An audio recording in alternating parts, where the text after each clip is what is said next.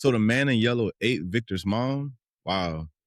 That's messed up. If you guys haven't watched from season 4, episode 4 yet of Myths and Monsters, then go ahead and hit pause and come back after you do because we're going to jump right into it. And with that being said, we literally just watched Julie's story walk back into 1978. And while she's there, she's looking around and see a bunch of dead bodies strolled around on the ground. And there the man in yellow is sitting there eating somebody's liver while Julie watches, and it spooks the shit out of her. And I don't know what to make of that situation because kind of like Boyd said earlier in the episode, we don't know what the rules are to everything, and Julie seeing that and being chased just makes me wonder what else is going to happen coming up in the future. And then between Sophia, aka the man in yellow, forcing Sara to drink water from the diner, we have Roger who pulls up a bunch of dead bodies, it seems, out of the lake. And for an episode that some may think is slow, and it was a little bit slow, I will admit that it definitely dropped some gems in there for us. And on top of that, the tension remains at an all-time high. So let's talk quickly about how the episode started with Donna, Boyd, Tabitha, Jay, and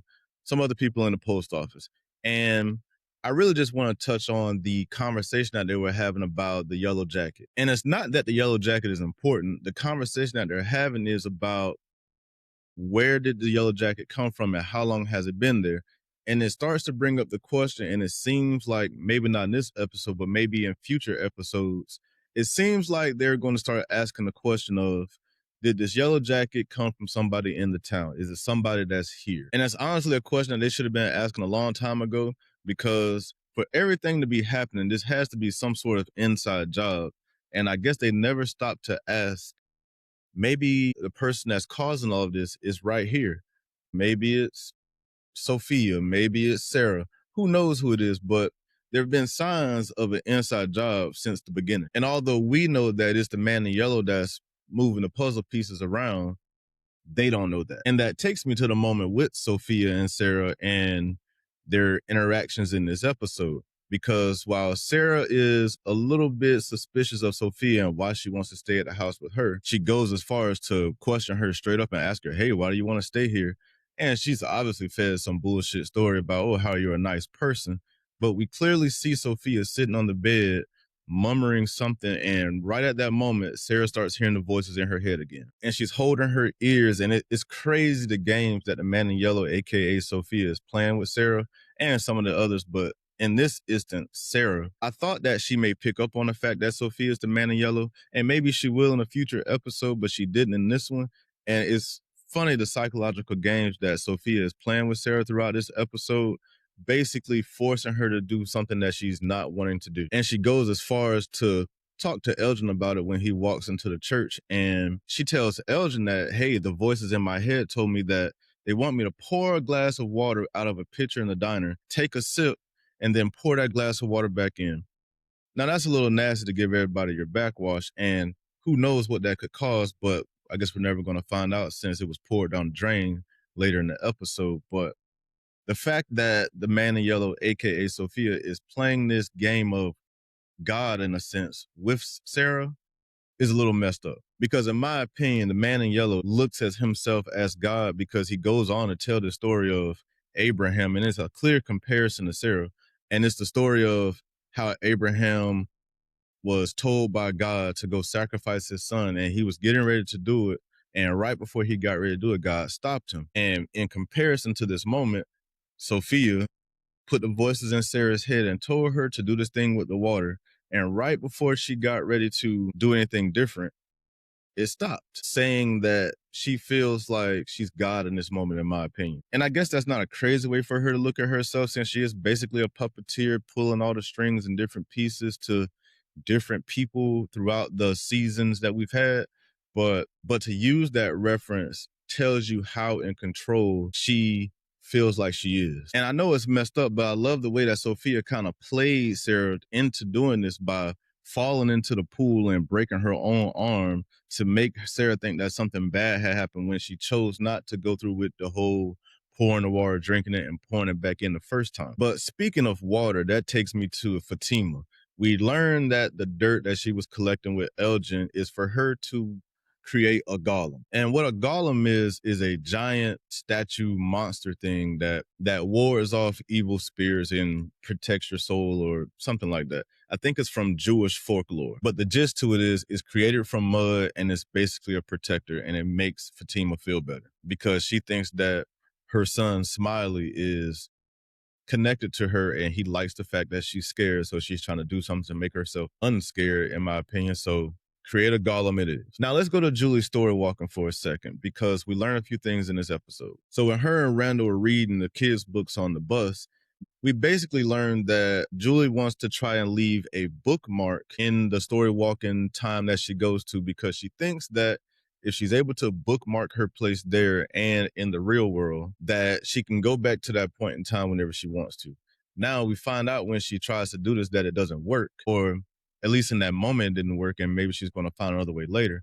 But sticking to the story walking, and when she goes back to 1978 and see the man in yellow eating somebody's liver, we notice that he chases her, and obviously Randall pulls her out at the same time. But I'm wondering if this is one of those times where he tells her, we have to stop meeting like this. And I think he's referring to the story walking, because I think she's probably going to run into him again at some point in another timeline. But sticking with the man in yellow eating people, we learn what scared the shit out of Victor, and that is because he actually saw the man in yellow eating his mother under the bottle tree. And he goes on to tell his dad, Henry, that, when the man in yellow first came in town, he came in a car just like everybody else. And technically, in this situation, the man in yellow arrived in a car again, just as Sophia this time. But I'm assuming the first time he arrived as himself.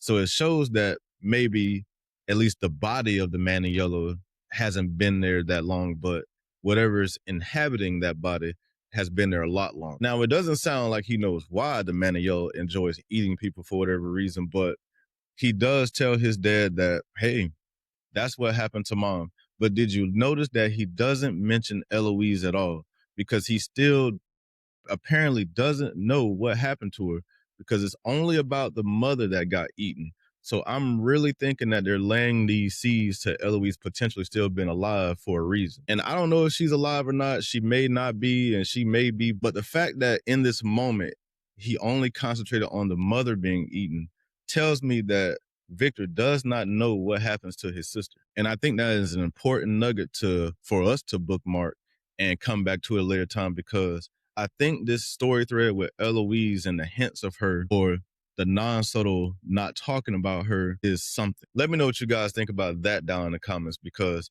I believe that them not mentioning Eloise is just as loud as them putting it on the back of a license plate or something like that. And then let's talk about that final scene, because Don takes a group into the woods and they're going to go look for crops that they have something to eat. But long story short, there she has a conversation with Tabitha in the woods about, hey, I'm not going to watch your kids. You need to stick with your kids. And if anything crazy comes up, then I'm going to be the one basically sacrificing myself, because who would want to live with the fact that, hey, your mom died, and now I have to tell you that the reason that she died is because she went off on a suicide mission and left me as your ward. But the most important thing in this final scene isn't when Ethan is trying to bathe this bird with a broken wing with the water that he thinks is from the Lake of Tears. It's when Roger finds a rope that he digs up in the ground and he starts pulling it. And what comes out of the lake? A bunch of bodies, it seems. It didn't get real clear to me, but I got real close to the screen to try to make it out. And I'm pretty sure that was a bunch of bodies that Roger pulled out of that lake.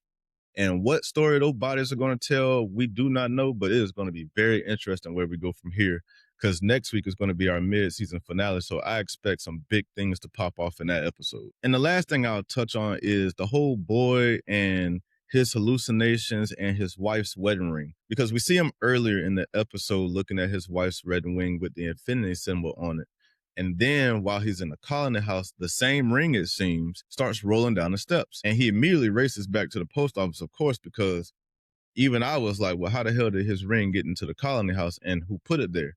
But he finds the ring in the box. But at that same moment, the ring that was on the table is gone. Is the town playing tricks on Boyd's mind? Because we know Boyd is starting to lose a little bit, and it's shown throughout the seasons that the guy is dealing with a lot of emotional stress, so he has to crack at some point, and he's trying his best to keep it together, but all these little things keep happening to him to just stir him a little bit crazy, because I don't think this is his Parkinson's playing with him. I think this is the town playing with him and showing him that, hey, you're not in charge and you're not in control of anything, because like he even noted earlier, we don't even know the damn rules to what's going on here. So anything could be happening.